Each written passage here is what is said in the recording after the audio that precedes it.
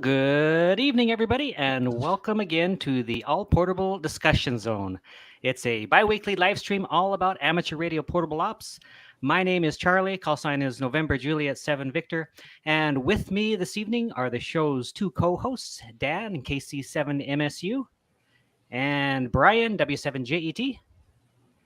And I'm also pleased to introduce to you tonight's guest, Josh KI7NAZ. Close. Six land. KI6. Woo! Oops, that's right. That's right. How you doing? Doing good. Thank you. Also, a warm welcome to all of you who are watching live in the chat. If you have a comment or question, go ahead and leave it in the chat, and we'll do our best to respond to it. And don't forget that this show does become a podcast about 24 hours or sooner after we're done with the stream. And finally, you can become a channel supporter by clicking on the join link below, and it gives you exclusive opportunities like monthly drawings. Okay, so let's go ahead and get going around the room and see what everybody's been up to the last few weeks. Let's start with Dan. Go ahead. Oh, you would ask me. So really, the last 2 weeks have been kind of crazy. I think the only amateur radio thing that I have done was I programmed a friend's radio for him, VHF. So that was the extent of it. Otherwise, we have been traveling extensively. Went back to Michigan for a class reunion, so that was a lot of fun, and just got back from St. George, Utah, and I looked and drooled at a bunch of mountains. So I know where I'm going to go back to hit some soda peaks, but that's been it. Cool. Dan, we missed you a lot. Two of our favorite events that we have every year, and you missed both of them. So I know it. I was so disappointed. That's part of what I was thinking about, especially on Saturday, this past Saturday. Yep. All right, Brian, go ahead. So let's see. What did I do? Went flying with Charlie. He came with me up to Shola last week, and we did a couple sodas. We did a soda summit up there, had some lunch, and Charlie got to sit in the right seat of the King Air for that ride. So that was fun for him. Yes. And Charlie and I did the Arizona QSO party yesterday as WB7TJD for a little while. It wasn't a full day. Normally we operate the whole day, but it conflicted with a charity event that my wife and I attend every year. So we ended up cutting that a little bit short, but it was still a good time all the way around. And I've been cutting and clearing brush in my backyard so I can put up even more antennas. So that's what's been going on. Yeah.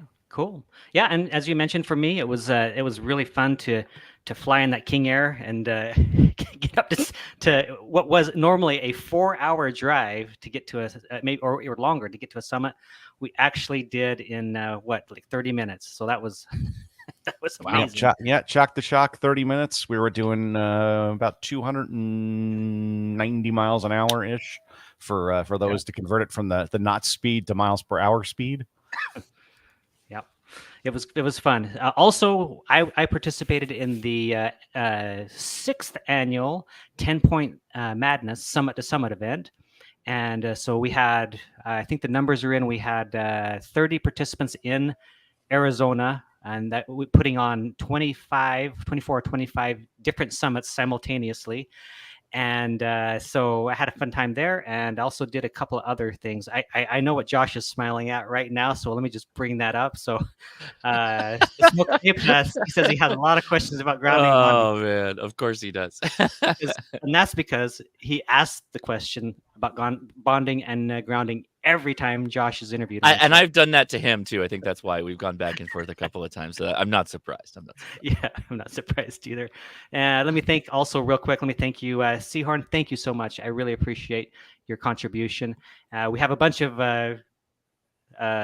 characters in the room right now in the chat, so we'll get to you guys in a minute. But Josh, go ahead.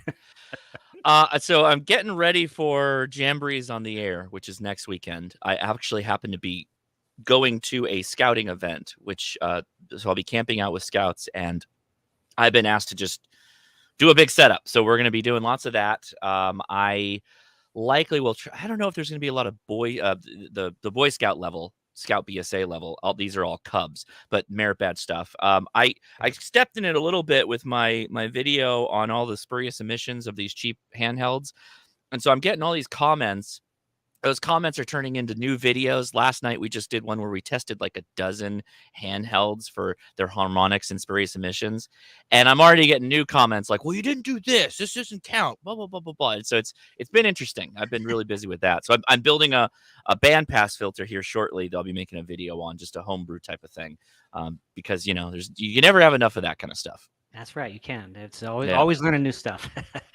Cool. All right. Again, let me recognize a few of our good friends in the chat. There's quite a few. We've got Jason Hamrader 2.0. Don't forget to follow up and catch his live right after ours is done. You guys can roll right into his. He is I think he has Steve on with him doing just kind of ask me anything questions. Of course, you can ask us anything. We'll put it in the chat and see if Josh. We won't play Stump Josh, but if you have any good questions, feel free. I'm happy to be wrong. I love. I mean, that's what this hobby is all about: is being wrong and going to find the answer.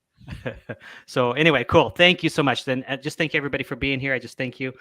So let's go ahead and get going then, and start talking about some of the things that are Josh related. I'm a little curious. Some of the stuff I haven't ever. I've been around you and I've talked to you quite a bit, Josh, but I've never asked some of these questions that we have lined up, and I don't know if other people know the answers too. So I just thought I'd ask. So first of all, where did you grow up? Whittier, California. I've been California native my entire life. My family is multi-generational California. I was in Whittier during the '87 Whittier Narrows earthquake. So yeah, California boy. Through and through, I guess. Okay, and the family and siblings and all that. Oh yeah, both sides. So my dad, mom, siblings on my side are all here, and my wife's sides, including aunts and uncles, literally everyone. Oh, yeah. So anytime there's like a birthday party or a wedding or anything like that, it's like a huge event. No, not really. It's just everybody's here. It's kind of like, you know what I mean. So it's just they've just always been here. Cool. We've just always lived here. Yeah. All right, cool. All right. So what was it like in your childhood growing up? What started, when you were younger, what was it like for you? I had a great childhood, was able to kind of explore, didn't grow up like, I guess you could say kind of typical middle class type of upbringing. I was in Scouts. I know we'll probably talk about that. I've already mentioned it. I was active in both Cub Scouts and Boy Scouts, so I was pretty formative in my youth, as it were. Went to school in Whittier, elementary school, middle school, high school, and ended up becoming an engineer, which no surprise here in Southern California. A lot of aerospace, Southern California in particular, with companies like Rockwell, which are now gone, but you still have the Boeings and the Raytheons and Northrop Grumman, Lockheed. They're all out here, so I can literally just kind of ping pong between companies, and that's what I've been doing. Yeah, I worked with Boeing for like 13 years. Now I work with one of the other ones. That's what I tell people. Yeah, cool. What about like in junior high school? What were some of your interests? Were you in a lot of clubs? What did you do? Were you just like just kind of gas girls or what? I played a lot of video games. I'll tell you what. I was a big Nintendo What'd guy. You play? Oh, you name it, pretty much anything. I was always Nintendo, so lots of NES, Super Nintendo. Like I bought Earthbound. For anybody that's watching that's a super nerd on games, I bought Earthbound from a Toys R Us, the full box one. It's the only game that I kick myself for ever selling. Those things go for like $1,500 now. Always portable Game Boys, that kind of thing. Got into PC games. I was actually world ranked once upon a time before people were making money off of gaming. I was Unreal Tournament 1999 world ranked with a team of ours that used to do first person shooters together. We were number one for a while in a particular division. But Scouts was a big thing. I always did sports, so played soccer, high school, played water polo.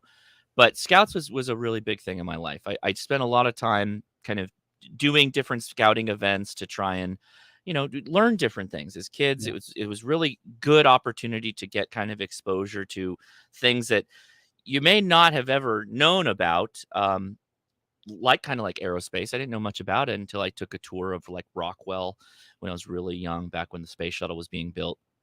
And that kind of led to the interest, I guess you could say, in technology. I've always kind of just been a techno nerdy kind of kid, chased whatever the cool gadgets were around, even though I didn't really have any money to buy them at that time.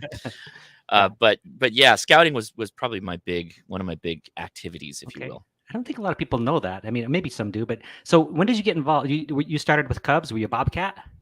I was a Tiger. I went all the way Oh, from wow. Tiger. So I went. I can make it quick, but I went all the way. Tiger through life.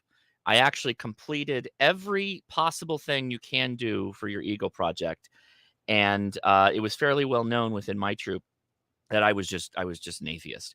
And when they came to council time, and they're like, "Okay, you believe in a higher power?" And I was like, "I don't." And they're like, "Okay, well, thanks for playing." So I'm an atheist Eagle, as I call it. I got to the last little smidgen before you can get your Eagle, and they were like, "Well, you can't get it." I'm like, "Oh, I get it. I understand. Thanks for the time. I had a really great time. I learned a lot. See you later." Well, that's kind of disappointing. You know, they have they've changed a lot over the years, haven't they? They have. They've gone back and forth. Actually, they got more conservative when the Mormons kind of took over leadership, which they did for a while, and now they've kind of backed. I think a lot of them have stepped out of that. It's changed considerably since then.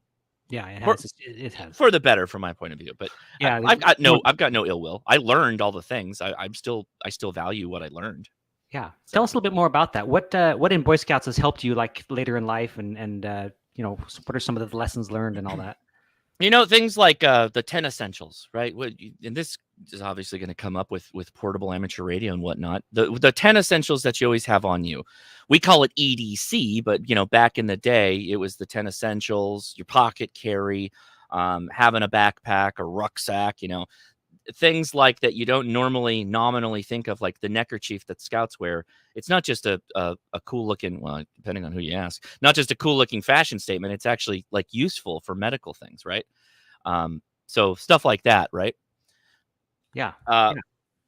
What else? Learned a lot about like the native arts is probably what they've changed since then, but like knot tying, basket weaving, leather works, like all that stuff. Most kids would never have any experience with that. But now looking back at that, it's like, oh yeah, no wonder I can, like, you know, weave together little things, or I have no problems with knots when I'm out in the field.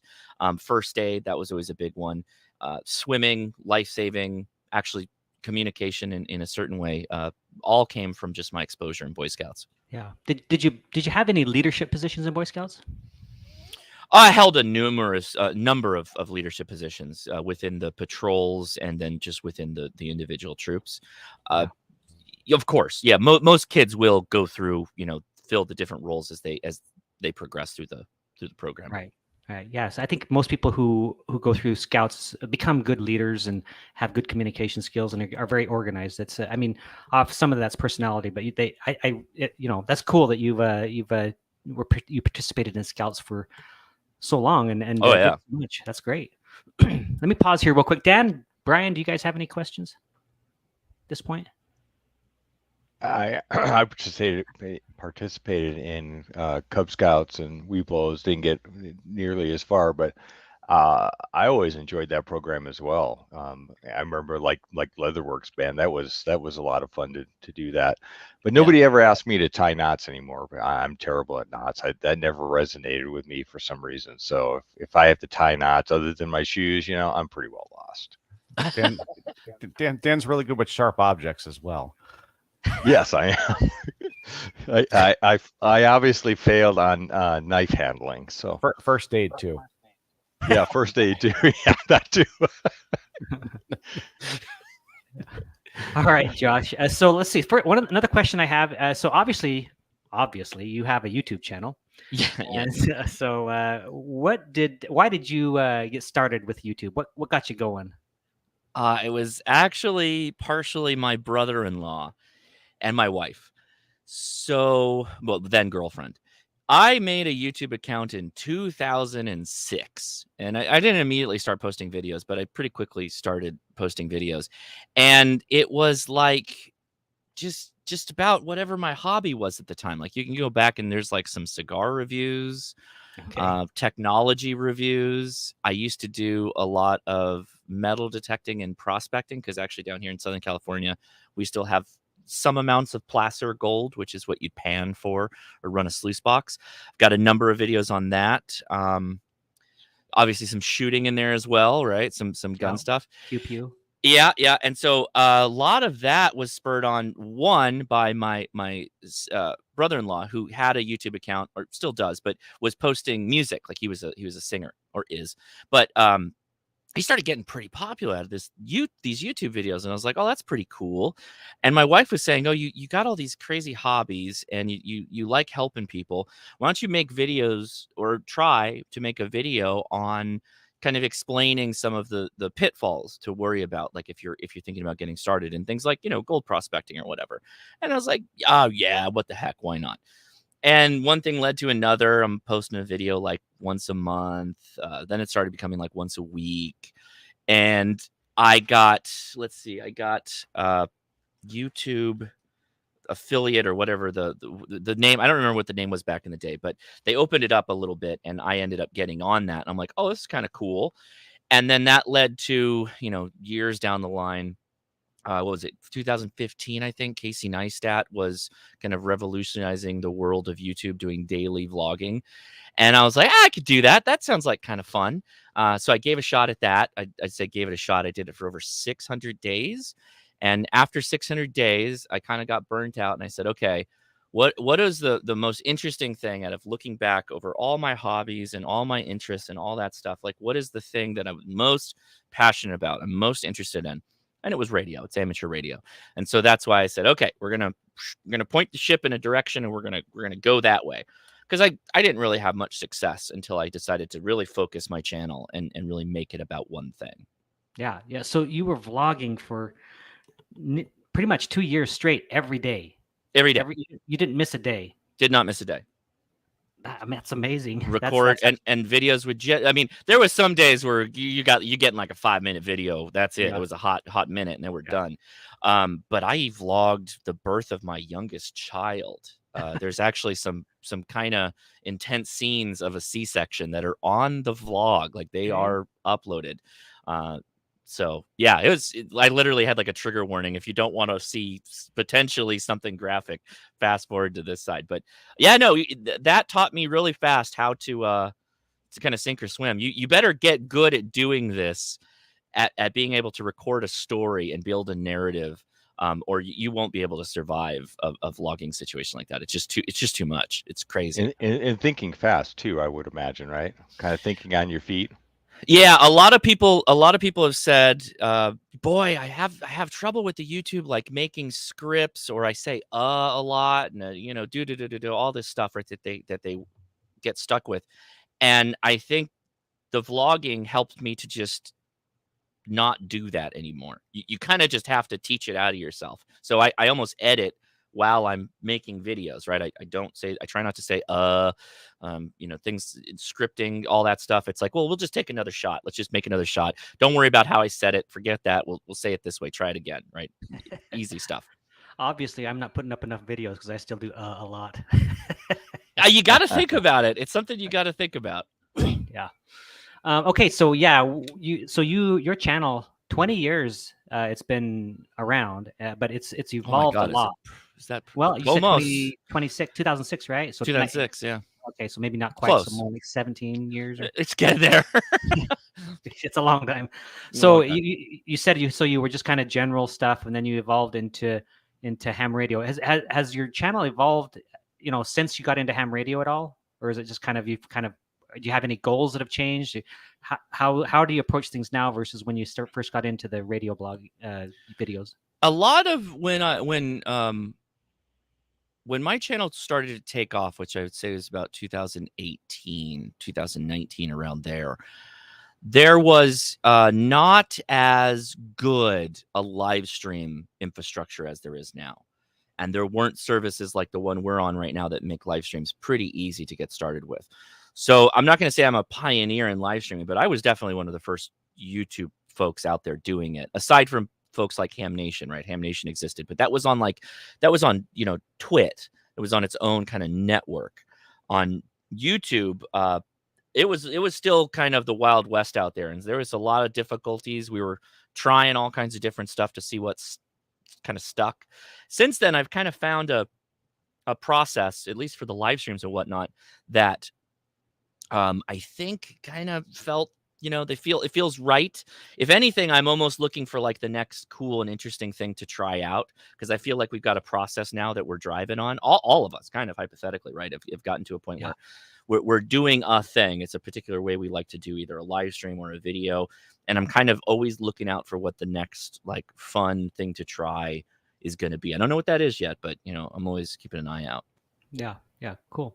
All right, I'm going to turn it over to Brian and Dan here in just a minute to ask a question or two. But before I do that, let me just acknowledge Kyle's in the house as well. He says, I think I subbed to Josh with my personal account at around 20K subs when Sterling and Zero SSC told me, hey, there's this guy in LA vlogging about ham radio stuff.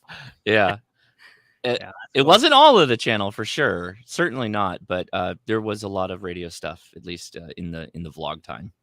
Yeah. Brian, you have anything? I was just going to ask you what, you know, now that you're really clearly into the hobby and doing a lot toward the hobby, what do you think your biggest what's your biggest proud moment? What would you say is your biggest ham radio accomplishment, or some of them? I'm sure you got a couple that you're like, man, that was a home run. It's kind of tough, because what do you base it like off of? Successes in terms of like getting people into the hobby. Probably my first round of the license prep videos that I, you know, recorded myself going through the books and explaining to people. I got a ton of feedback on that. So many people that were like really, really glad I did that.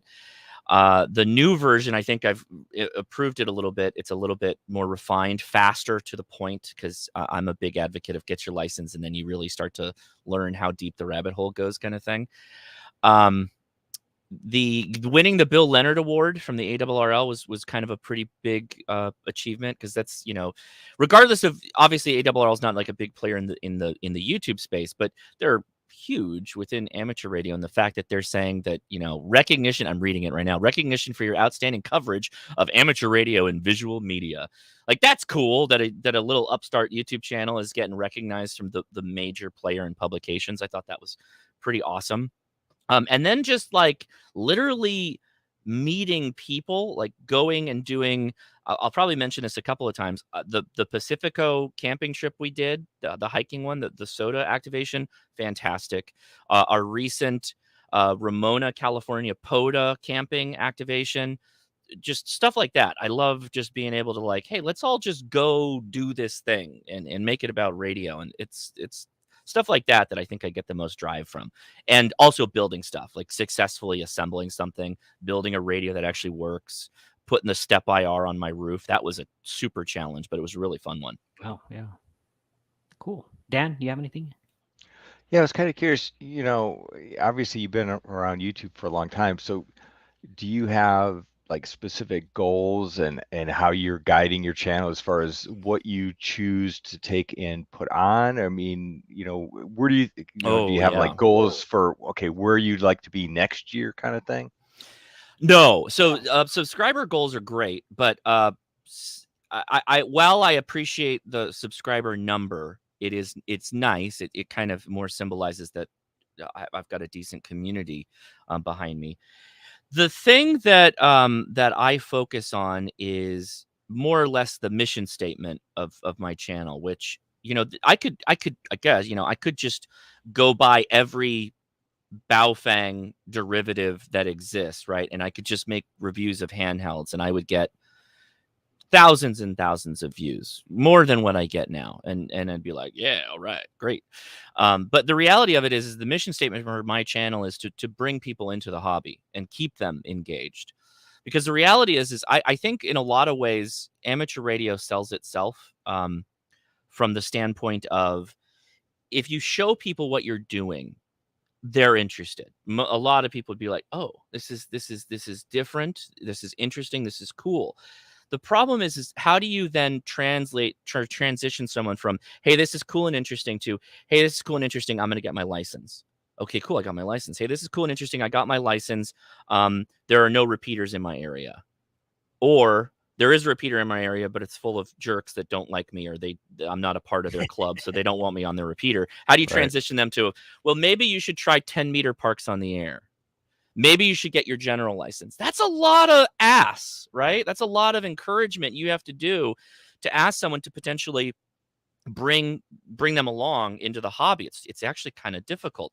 So that's my big thing is to grow the hobby, like truly grow the hobby and get it in front of more people, not just expose them to it, but then build upon, the progression, right? At least not that I think they should take, but keep them motivated to find what makes them interested in the hobby and what makes them want to keep going. Yeah, I think the nicest thing about YouTube as a platform is that it's given people like us an opportunity to take in, uh, show people that amateur radio is a lot more than putting up a big antenna at your home. It's using it in different ways. Let's talk to satellites. Well, I can do that from my yard. I can do that from a soda summit. I can do that from a park. Showing all the different ways that you can operate. If you enjoy seeing oceans or whatever, go operate on a beach, and make some great DX. It's definitely opened it up so people can open the aperture, if you will, that they can kind of see more of our hobby and really in kind of like the best light. A lot of times, a lot of people out there making videos are just doing a great job. Yes, excellent jobs. Cool. All right. Well, you know that our channel focuses on portable radio, and I know that you like the outdoors and have participated in portable activations of all sorts. So let's talk a little bit about some of that. Let's start with could you tell us what your first portable radio experience was? If we're talking like not just like out the backyard, right, with the dipole, or like just go to the local park. Local parks are great, but like I actually I can show you. In fact, you can go back and watch the video. This is ham radio failure, Mount Smith Summits on the Air activation, and I recorded this 7 years ago. So this was recorded 7 years ago, and it was my first attempt at portable amateur radio, specifically Summits on the Air. And yeah, it was a failure, just an outright mess. I learned a ton from that. You can go watch that if you go to my channel. But basically, what I was doing at home, what still drives me to this day is I was doing a PSK 31, a lot of PSK 31, and I would just set up in the backyard and just be hammering out, typing on my laptop. Then Dell Mini 9 netbook. That was what I was using. That was running Ubuntu. And I was running PSK 31 off of FL Digi or something like that. And I was having a blast. It was great. It was on my little dipole. And before the soda activation, I went and picked up one of those Iruchi 9-to-1 Ununs. Remember those guys have been around like forever. And I set it up at home and I verified it worked using a MFJ handy tuner, a little pocket tuner. And I got it up on the summit. My pole broke, of course, right? First outing, my pole broke. I got an RF burn, like a legitimate RF burn. I've not got one since. Yeah. Well, a QRP radio of all things, believe it or not. And I had a hell of a time. I don't think I made one contact. And considering where Smith Mountain is in the San Gabriel mountain range, there is like no 2-meter simplex traffic. So I couldn't even bail myself out with 2-meter simplex like you can in Southern California pretty easily. Right. But Smith Mountain is way up into the San Gabriels, and it was tough. I did so many things wrong. I learned just so many proper, or just don't do that. Don't do that, and you'll probably be successful. Ways of going forward with portable. But that was my first proper outing, if you will. Cool. Well, maybe here in a little bit we'll talk about what some of those things are that you learned on that first one. Yeah, good. So what was one of your most, or what was the most memorable outdoor experience with portable radio then? Not your first, but just your most memorable one. Memorable was probably the first successful Summits on the Air, actually, with Jerry. KG6HQD. Yeah. Okay. Yeah. He's Southern California, and soda was his jam. And obviously Jerry was an amazing person. We miss him terribly, but him being local, I got the experience to be able to physically hang out with him, go on hikes. And sure, our first one was just a simple 1-pointer, but just got a couple of tips from him as well, because he used to ruck in the military. Like that was his job. I don't remember what the MOS was, but his job was to put on a pack and do miles. That's what he did. And so, he would tell you things that you should do this, or that, or hiking. And you're like, okay, I'm going to listen to him because he knows what he's talking about. Other memorable things, obviously that Pacifico trip was awesome. I think I saw Kyle in there, a couple of folks that was able to go. Yeah, Kyle's in there, A0Z. He flew in, so did Sterling. And I think someone lost their luggage. So I think it might've been Sterling, but like any of the times we get together, I think is probably my memorable portable activations, unless I'm doing something kind of new and interesting, which probably the Sierras trip with Adam, the last one, that was super, super awesome. That's a pretty rare setup that we had too, which was really nice. Yeah, I agree with you. And I just coincidentally, for some reason, we haven't really, I don't think, been on one of the same get-togethers. But what Josh is talking about is that the YouTubers, a bunch of the guys that are friends outside of YouTube, get together and do some sort of a camp trip and go do Activate summits and do POTA and drink and all that other stuff. Do all the good stuff. Yeah, it was 2019, which is the Pacifico trip, and it was Adam actually was on the list, but he didn't make it. And so before that, like I hadn't met Adam. It was Kyle. Kyle lost his baggage. Thank you for the correction there. That Pacifico trip was really, really cool because it was kind of like we were all like Jason, Ham Radio 2.0 was there. A number of folks. Jerry came out. Kevin was there. I don't see him much anymore. The guy that started doing SAR a lot. I think it's Kevin. What is his name? Yeah, W6RIP. Oh, yeah.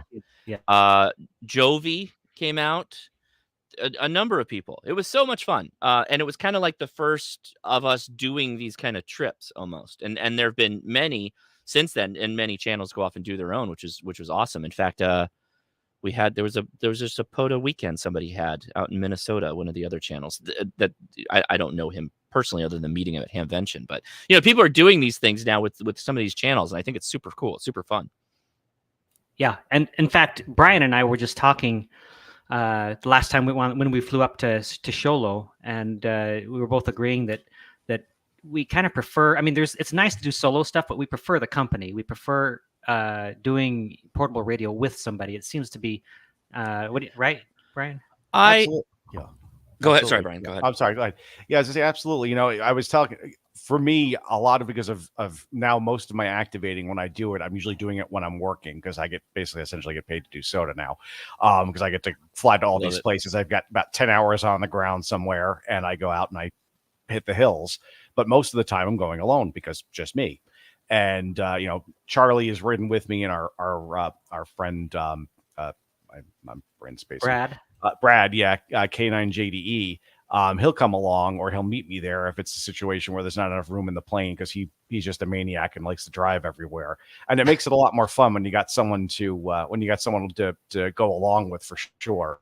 The interaction, the camaraderie, and plus you can relax a little bit. Like for me, and I'm sure Charlie has the same thing when we're doing, especially the remote ones where there's no trail and everything else, you're on because if something happens, you're on your own. So you got to be a little more vigilant about what you're doing. And not that I'm not careful when I'm with Charlie, because it's Charlie, but I make sure that I'm not as worried about, if I trip and bad things happen, I'm going to have to get myself out of here. I've got Charlie to lean on, or somebody else with me to kind of watch my back, as a good way of putting it. So it just makes the trip more enjoyable and more relaxed.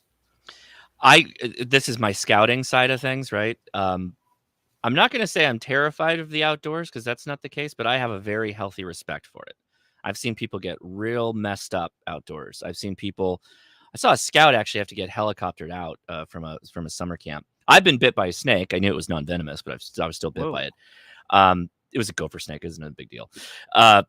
I've seen decent stuff. Nothing like Adam. Obviously, he's obviously the one that would model stuff up. But with my healthy respect of the outdoors, I prefer to do summits on the air with another person, at least one other person. I'll do a parks on the air. I'll drive up and dump all my stuff out the tailgate of my truck. But summits on the air, I'm a little bit more cautious. It's the way I was brought up. Yeah, For sure. Okay, well let's transition a little bit. Let's talk a little bit about why a lot of people are here. Let's talk about the gear. Let's talk about what we have in our packs and what works good and what doesn't work good and lessons learned from our first activation, all that stuff. So let's. I don't know. How do we want to do this? Let's. Why don't I just start? Well, you want to talk about radios, or are we covering the whole let's- gamut? What are we doing? I'm down for all of it. Let's. Why don't? Well, let me just. You know what? Let's start with this, and this is my opinion, and you guys can chime in if you don't want. When it comes to summits on the air, probably parks on the air as well. Your backpack should fit your personality, your fitness, and your philosophy. And so what's good for one person absolutely might be horrible for another person. It's just, and the only way you really know what works for you is you've got to just kind of get out there and work through all the kinks and test a few things and then make it work and then slowly try to improve it and get your station better and drop things out of your pack and add things as you go. What do you guys think? I agree. And I'm a bit of a pack rat, or at least traditionally I was.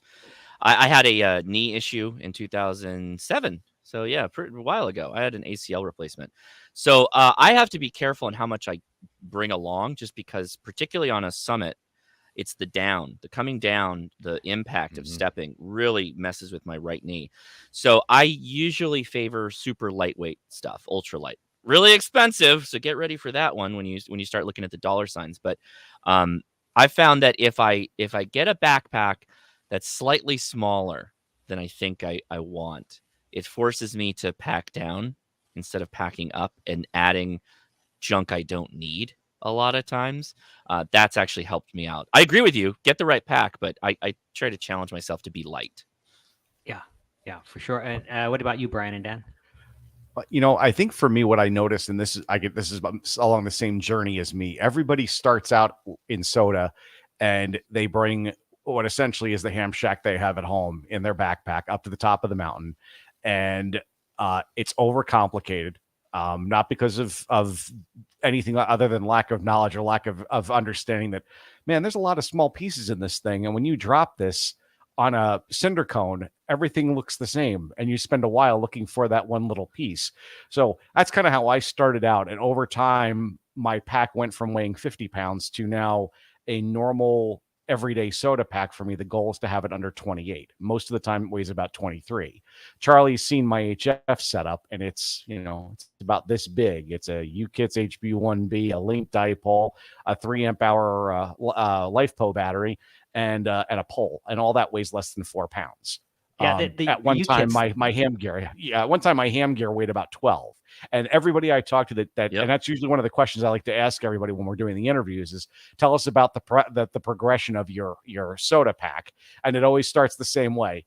I had all this junk with me that I didn't think I needed, that I thought I needed, and now I'm down to this. And most of the time I don't even bring that anymore, but occasionally I will. And that's pretty much how my pack goes. I like to be light because I like to be able to relax, enjoy the hike, get up to the top, spend a lot of time up there. And if I'm going to carry excess of anything, it's going to be the stuff that's going to keep me alive should something go horribly wrong.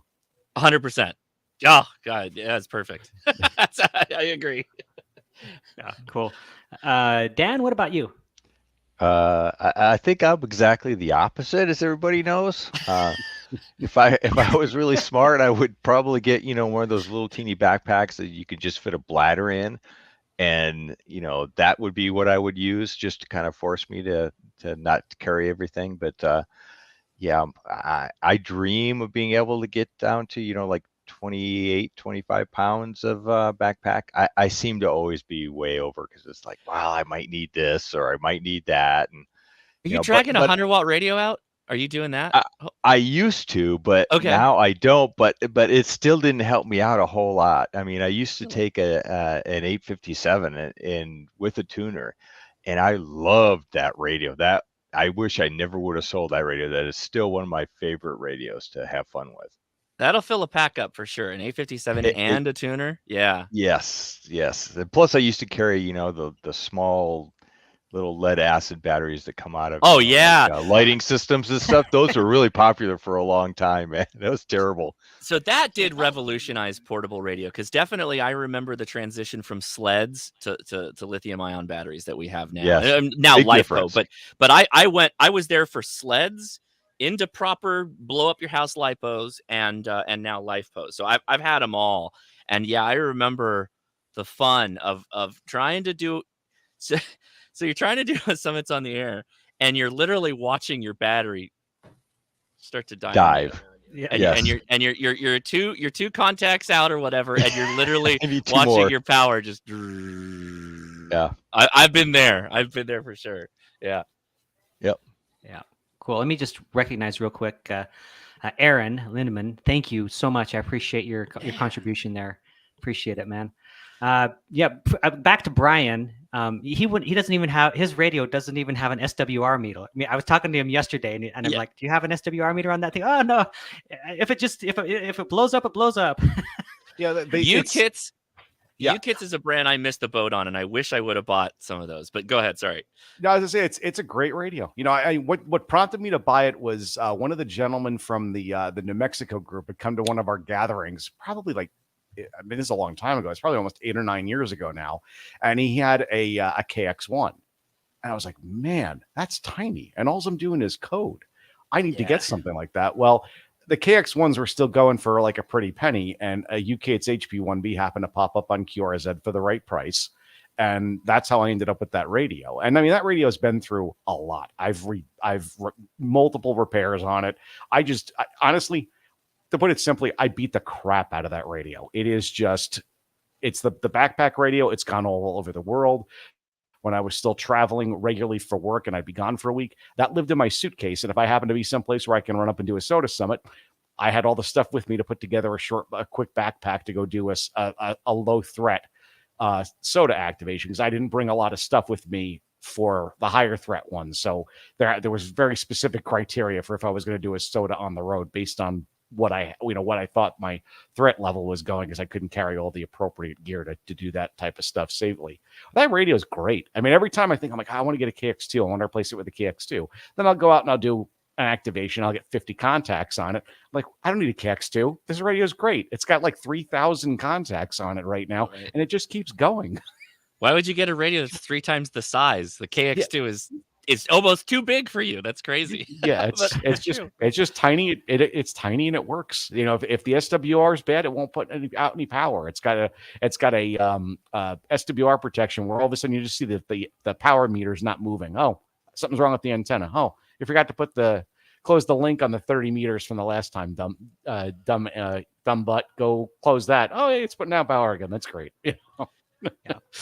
Okay, so why don't we do this? Let's go around and let's talk about maybe what our radio, antenna, power source.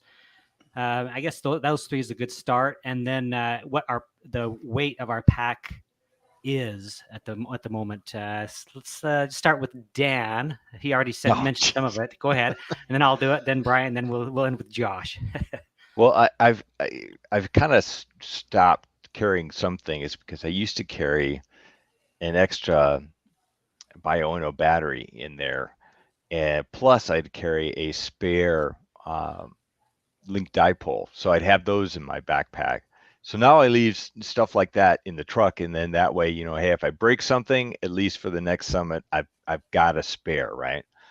But I run a KX3, and I kind of chose the KX3 over the KX2 because it's part of the reason why I got rid of my 857 is I don't like diving into menus. And the 3, even though it's slightly more real estate, it's more on the front with the buttons, and that's kind of, that's my jam. That's what I like about amateur radio. So I run the KX3. I got a couple. I think I got like 2 of the 10 amp hour Biono lithium iron phosphates. I think I've got a six one that I've got as well. I like the soda beams link dipoles. I've got one that's like 6 years old and it still is fine. I think I've got 2 or 3 of those that, I rotate between. I use, what is it? The HDS 7000 for my pole. It's a little bit heavier, but obviously there's a lot of, lighter weight options out there. But that pole has never left me stranded, and that pole has had a lot of abuse. Never even had to replace, any of the portions of it. Really like that. And then you said your weight was what again? Yeah, that's the problem. So you got to be wanting to carry that. And then, of course, I had to go and buy, one of those lightweight camping chairs because, I had to have that because, laying prone on some mountains isn't necessarily great. So I'm not against that. I actually do like those chairs. I do like those chairs. I love that chair, but now when I go places, my wife actually gets the chair, and I'm back to the pad, sitting on the mountain for some reason. He's prone. Yeah, so yeah, so I'm laying on the mountain or something. Yeah. Okay, cool. What else? Medical kit, carry that. That's something that I struggle with, what should I put in there and stuff like that, and how often change out. I think a lot of people kind of struggle with that. And just a bunch of those orange gear ties. I probably take way too many of those. But I used to have yep, right there. The Walmart special, baby. Yeah. Right. And I used to use what do you call it? Guy wires, once or twice I had those, but I used to carry those around until like last year sometime, thinking, well, someday I may need to use this, but it's like, I can't think of the last time I didn't just use the gear tie things and strap myself to a bush or a tree or something. So that's finally gone. So I'm starting to whittle it down. Cool.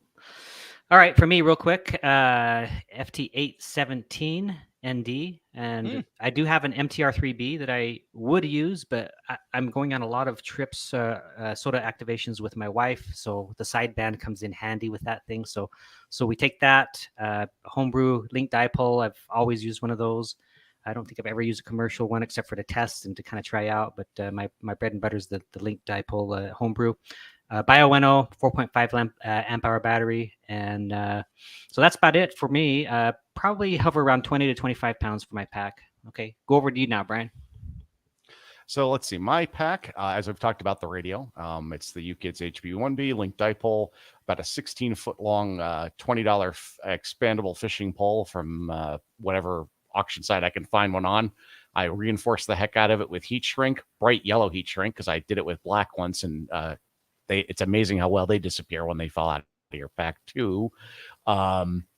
And that's it for really the primary soda gear for HFO. I did upgrade a little bit. I carry a slightly heavier key now. My key of choice is a Magali Adventure single lever, and that's my my primary key with a homebrew leg strap that I carry. And then depending upon what I'm doing most of the time, I bring my Kenwood D72A with me with the APRS going. And when I'm by myself or even with somebody else, I actually will leave the volume way up and leave it scanning all the local public safety frequencies. So there's nice and loud voices to act like a bear bell. And that actually works pretty well. That's a good idea. Plus you kind of know what's going on. It just a thing, but it works very well. Charlie's been with me, Dan's been with me, and they hear it blaring away, but they hear voices and, people go away. And then the rest of the pack is, all the standard stuff you'd need to be outside overnight. And generally in Arizona, if somebody can find you, you're going to be trapped. You're going to be there for 24 to 36 hours before you get rescued. So if you can make it 48, you're going to be in a good place if they can find you. If they can't find you, that's a whole nother story. I carry a PLB and a few other things, but making sure that you're locatable is important. And that's it. The pack's light. Generally, my normal pack, if it's not the dead of summer and I'm not carrying a ton of water, the pack's usually going to weigh about 18 pounds. If I'm doing a more involved trip where I'm bringing extra gear or it's remote or Charlie has talked me into some insane thing that we're going to do, then the pack can go up as high as 25, 28 pounds. But that's a lot of specific gear for a very, very complicated hike. I also have an FT817 and a bunch of transverters because I do participate in the 3 VHF contests, portable only from the mountaintops. So I can do 6 through 1.2 gigahertz all mode via the transverters. And that pack, if I'm going to be doing a hike up Summit for that, can weigh as much as 50 pounds. But that's a lot of gear, and that's the exception for me. Yeah, I like I carry the same radio VHF UHF as Brian. I love my Kenwood. That thing is never going to leave. But and also as Which far as Kenwood? the D72. Yes. Okay. Yes, I love that. I love Except that the radio. batteries stinks. True. I've really not had too many problems with battery. So and it's still the original battery, surprisingly. But and I also carry the Garmin 66i because it's got the SOS feature in there.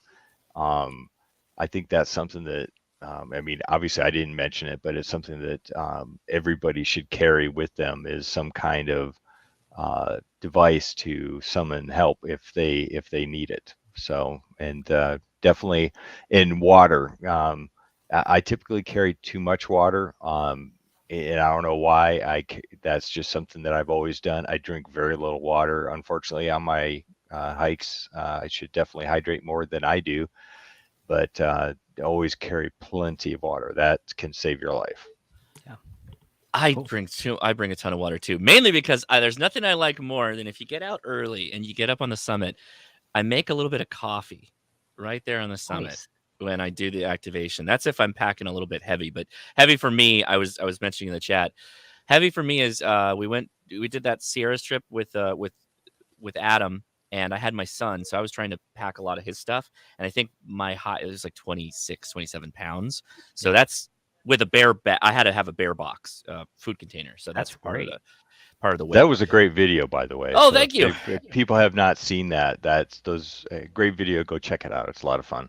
Go watch both of them. Adam's was really good too. I didn't know Adam was making the way he went with that video. It was very touching. It was really, really nice the way he approached it. I thought Adam did a fantastic job. So go watch K6ARK's video on that. I go between so the easy answer for this is usually for soda, it's almost always the KX2. And in fact, I've got some. I can show you a little bit of my stuff right here. I put the KX2. This is also an Adam recommendation. This Low Pro camera case, and so this is it. This has got the AX1 antenna. In fact, I can show you. I'll open it really fast. It's got the AX1 antenna, a backup battery, and that little green thing is Adam's microphone kit. And then there's associated wires and all kinds of other stuff in the little top panel. This is perfect. This is just, you grab it, you can throw it in any pack, and that becomes kind of your radio go bag. I have been carrying this around with me though. This little Tom Bin bag. This is a Mountain Topper 3-bander with the associated accoutrement and a end-fed antenna. This is good. The problem with the end-fed is then you're obviously going to have to drag along a mast. And as far as masts go, I'm now carrying the Soda Beams Carbon 6. I think a lot of people are doing that now. This is the advantage of the Carbon 6 is this will fit in a backpack. That was my big problem with a lot of these masks is they're great. You can go buy a really, really nice mask, but you'll end up not being able to put them in the backpack, and then it's in the water bottle pocket. Now I can't bring enough water. Now I'm not drinking my coffee, right? And then the other one is this crazy little Chinese one I found. I think this is also an Adam recommendation. You can see the size difference between them. Is that coming through? I don't know, but yeah, this is really small, really, really small. Not very high though. This would only be effective for a soda, or if you were doing something VHF, UHF, like a roll-up J-pole. That would be the jam. And that's my first aid kit. And it's pretty packed, pretty effectively filled there. I did a video, actually, Thomas Mountain, when we did the Thomas Mountain soda / POTA off-road trip, again with Adam. W6RIP came out for that. That was super cool. That was, it was this year. Or was it last year? I think it was last year, actually. God, time flies, man. That we did a review of 2 medical kits, and that was one of them. And I've been carrying it after you get 2 thumbs up from Adam and Kevin, both search and rescue volunteers. That was good enough for me. They said this is good, and I went, okay, done. I'm carrying that with me. I do like my 705, but I find that that's more of a not a summit. Like a If I'm- POTA. If I'm not summiting, then I'll take the 705 for the simplicity of use. That's been my experience. Oh, bag wise, I'm about to retire my bag. Actually, if you go back, literally that video from 2007, I'm using a hyper light mountain gear bag, ultra light, super expensive bag, and I am now retiring it. It's time. I've got like a hole in it. It's kind of damaged. It's Dyneema is good, but Dyneema will have abrasions. And once you get the abrasions on the Dyneema, it can start to wear through. And there's a Velcro spot that the Velcro is folded over on the opening. And now when you open, it's like pulling the Dyneema threads. It's not good. So that may be the last run for that particular backpack, unfortunately. Cool. So let's talk about this then. We probably only have time for this question, and then we got to scoot and let everybody go over to Jason's thing. But what would you tell people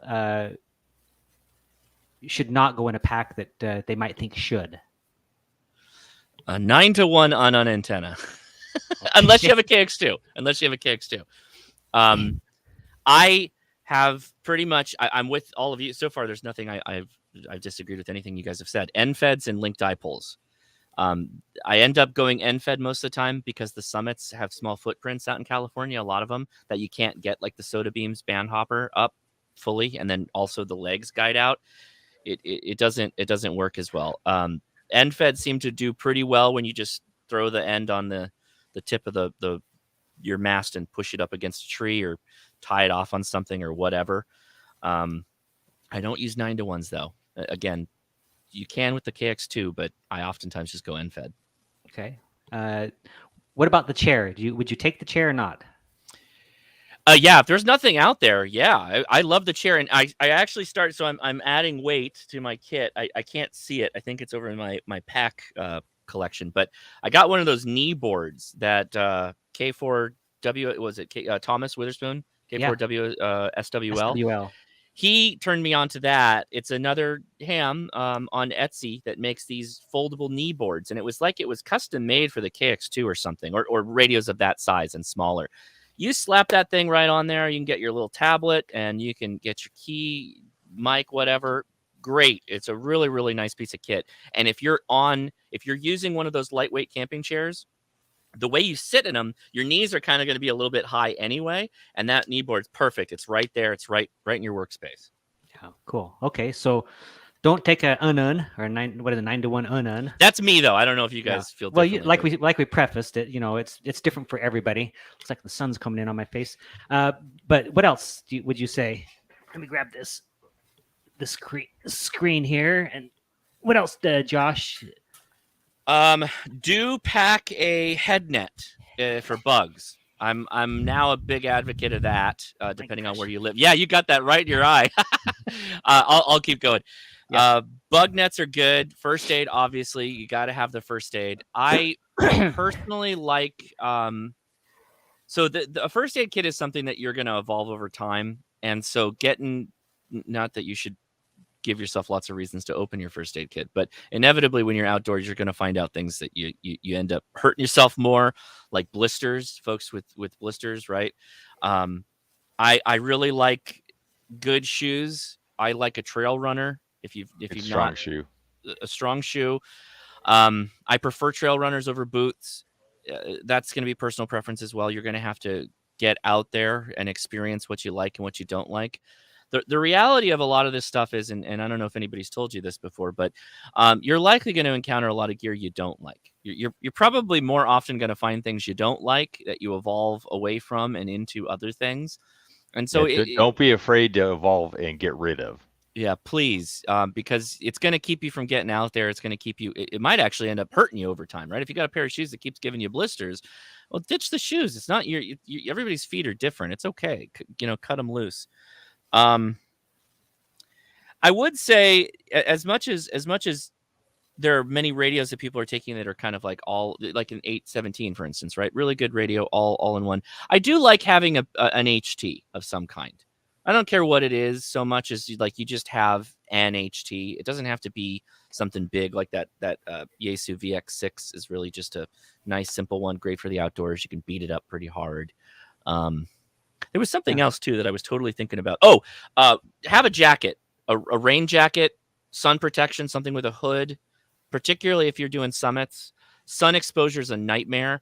I will wear UV shirts even if it's hot to fully cover my arms in a hood because my Irish blood, I burn really badly, but also I don't want to have skin cancer in the future. So I know it should all be something common sense, but I'm a big supporter of sun protection. Yeah.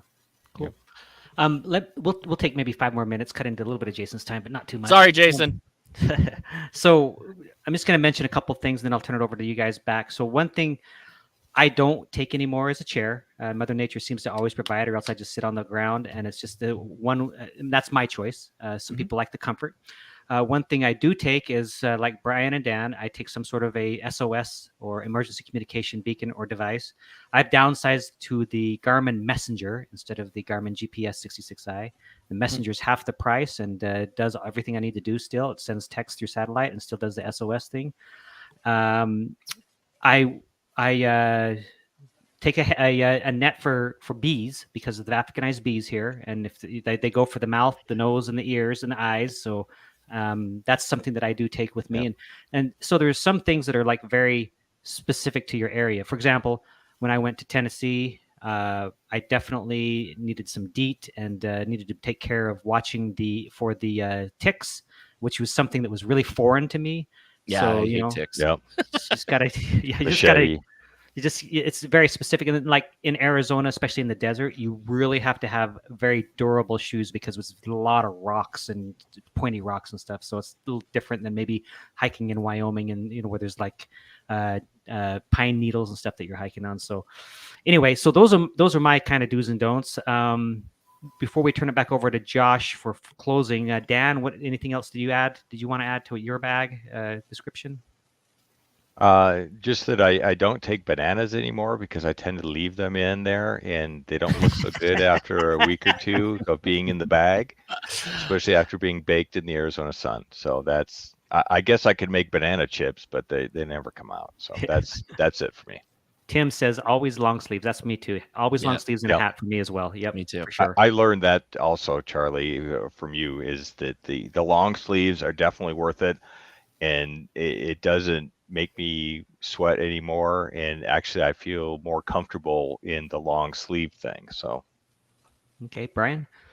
So one thing I recently added to my soda gear, because we're in that transition time in Arizona where it's winter in the morning and summer in the afternoon. I bought myself a fleece vest because I find that my core is what needs the warmth, not my arms. And usually if I leave my arms open, I don't overheat. So I started wearing the vest, and I think Charlie was a little jealous of my vest. I had envy. Correctly. There was a little bit. He was shooting daggers at me when we were going up that hill in Sholo in the morning because it was, by the time I got to the top, it was warm coming back down. Oh, we also did see a Mexican gray wolf on that hike too. Oh, that's really? right. We did. Yes, we did. We were hiking. What was it? St. Peter's Dome, and we saw Mexican gray wolves. That was kind of cool too. Nice. Anyway, that's one of the things I've added that I think is a must. So yeah, make sure you have some warm weather stuff. I actually keep a bright orange wool cap in my bag year round. Because if you're going to get stuck out overnight, we lose a lot of heat out of the top of our head. Yep. And it can get pretty cold in the desert at night. So I have that. Plus, and the reason why it's bright orange is so that way I'm a little bit easier to find. If something's going on, I make sure I want to be seen. I want to be found. That's the whole point. It's not search and rescue. It's search and rescue is a lot easier for the search and rescuers when you're not playing hide and seek. Yep. All right. One more comment from me as it pertains to both warm weather and cold weather. I have a duffel bag. It's behind me here. You probably can't see it, but it's a big duffel bag that I keep all of my all-weather gear in, and it's always in the back of my truck whenever I go to a summit because weather changes and because it makes it convenient. I don't forget the things that I need. So it's in the back, and if there's snow on the ground, then I put the gaiters on or put an extra coat on. It's all there. So that's just convenient for me to always just have that duffel bag ready to go with all-weather conditions. All right, Josh, you are the guy who's going to close it out for us. We got to let people go. Well, thank you so much for having me on. I will say my one last don't forget is if you're new to portable radio, go set up in your backyard. Go do a beat and bash somewhere easy that you can add to your kit. Make sure your kit's all solid before you take that first day out in the field. So be safe out there, everybody. I do appreciate the opportunity to talk about some of this stuff. So thanks everybody in the chat here for letting me on, and 7-3 to everybody. All right. Thank you, everybody. We'll catch you on the next one. Bye-bye. 73. Bye, everybody. 7-3.